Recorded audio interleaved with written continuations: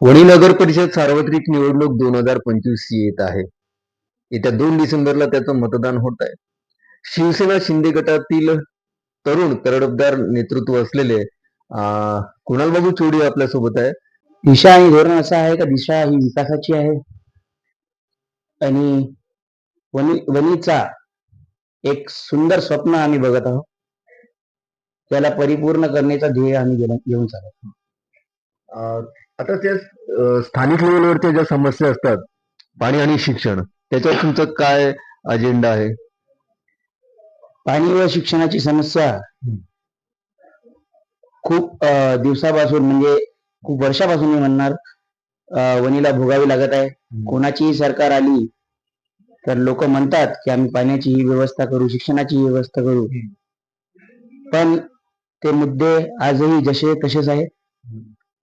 पण त्यावर चांगले नियोजन आणण्यासाठी, पाण्याची लोकांना चांगला पुरवठा देण्यासाठी, शिक्षणाचा उत्तम स्तर देण्यासाठी आम्ही प्रतिबद्ध आहोत.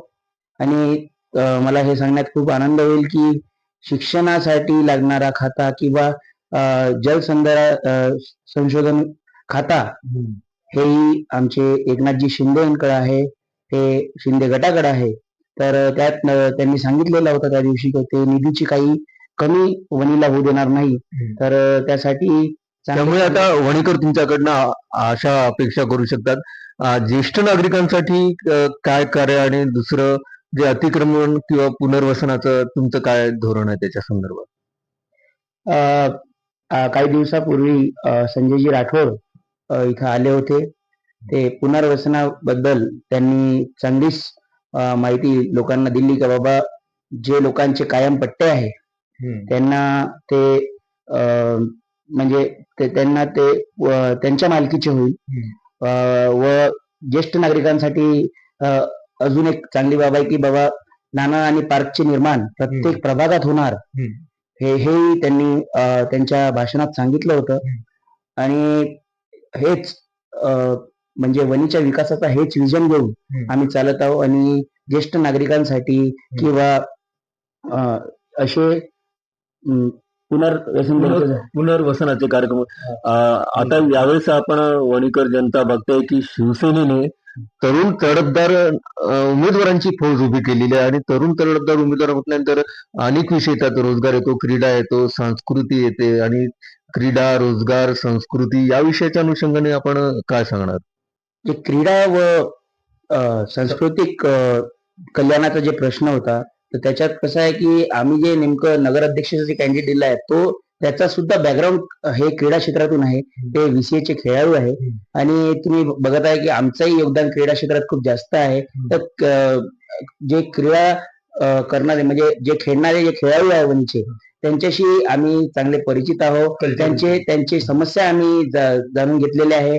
त्यांच्यासाठी चांगल्या क्रीडा संकुलाचं निर्माण असो, प्रत्येक प्रभागात क्रीडेसाठी चांगले ग्राउंडचे निर्माण असो, याचं ध्येय आम्ही घेऊन चालत आहोत. आणि त्यांच्यासाठी आम्ही चांगलीच व्यवस्था करून देणार आहोत.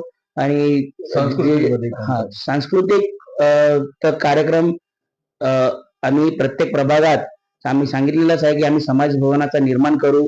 आणि लोकांचे जे म्हणजे लोकांना सांस्कृतिक कार्यक्रम घेण्यासाठी चांगले जागा उपलब्ध नाही, त्यासाठी हे समाज भवन खूप चांगले उत्तम स्थान लोकांना भेटू शकते. आणि त्यानंतर विविध सांस्कृतिक कार्यक्रमाचे आयोजन आमच्यातर्फे आमच्या म्हणजे नगरसेवकांना आम्ही सांगितलेलं आहे की जेव्हा आपली नगर परिषद वर आपण भगवा फिरवू त्याच्यानंतर येणाऱ्या 5 वर्षात प्रत्येक वर्षात कमीत कमी 2 ते 3 कार्यक्रम, सांस्कृतिक कार्यक्रम आम्ही प्रत्येक प्रभागात आम्ही राबवू. आणि त्या प्रभागाच्या सांस्कृतिक विकासाकडे सांस्कृतिक विकासाकडे आपण भर देणार असल्याचं कुणाल बाबू सांगतायत. कुणाल बाबू, सध्याचं युग जे आहे महिला सक्षमीकरणाचं आहे. आणि वणी हे इतकं सुंदर शहर आहे, आज अनेक कलागुणांनी संपन्न आहे, सांस्कृतिक, राजकीय, ऐतिहासिक गुणांनी. तर त्याचं प्रत्यक्ष सौंदर्यीकरण आणि महिला सक्षमीकरण आणि त्यांचं बळकटीकरणावर तुमचं काय भूमिका आहे? बघा, वणीचे सौंदर्यीकरणकडे आतापर्यंत कोणत्याही पक्षांनी दुर्लक्षच केलं असं मी म्हणणार. पण वणीला खरं तर सौंदर्यीकरणाची खूप गरज आहे. प्रदूषण मुक्त वनी झाला पाहिजे आणि त्यासाठी आमच्या एकनाथ शिंदे साहेबांनी ऑन स्पॉट ऍक्शन कसं घेतलं तुम्ही ते बघितलंच होता. आणि म्हणजे प्रत्येक सौंदर्यीकरण हे फक्त वनीच्या प्रमुख ठिकाणीच नसून संपूर्ण प्रभागाचे सौंदर्यीकरण करण्याचं आम्ही त्याच्याबद्दल आम्ही कटिबद्ध आहोत. आणि प्रत्येक प्रभागात सौंदर्यीकरणासाठी स्वच्छतेसाठी आम्ही चांगले उपक्रम राबवणार आहोत. आणि महिलांना पुढाकार देण्याकरता सक्षमीकरणाकरता तुमची महिला सक्षमीकरण आणि महिलांच्या विकासाकरता काय योजना? बघा, साहेबांनी सांगितलं होतं की महिला हे त्यांची लाडकी बहीण आहे, तर त्यांच्या लाडकी बहिणीचं लक्ष आम्हाला ठेवावंच लागणार. आज महिला सशक्तीकरणाची गरजच राहिली नाही आलं असं मला वाटते. महिला सशक्त आहे, फक्त त्यांना त्यांच्या शक्तीची जाणीव करून देणे हे गरजेचं आहे आणि त्यांच्या पाठीशी खंबीरपणे उभे राहणं हे गरजेचं आहे.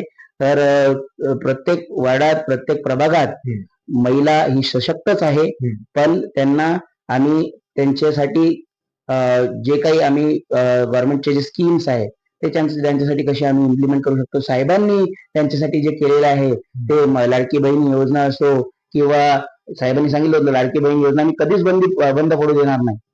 तर तशा स्कीम्स महिला सशक्तीकरणासाठी जे काही आम्हाला करता येईल ते आम्ही निश्चितपणे करू. आणि महिलांचा आम्हाला चांगला प्रतिसाद आहेच, अजून त्यांना आम्ही पुढे नेण्याचा प्रयत्न करू.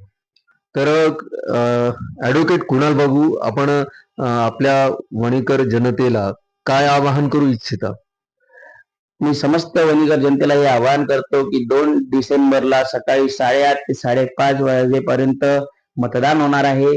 तर आमचे सर्व 29 उमेदवार व आमचे नगराध्यक्षाचे जे कॅन्डिडेट आहे पायलताई तोळसाम, त्यांनी सगळ्यांना तुम्ही प्रचंड बहुमताने विजय करा आणि आपले मतरूपी आशीर्वाद त्यांना द्या.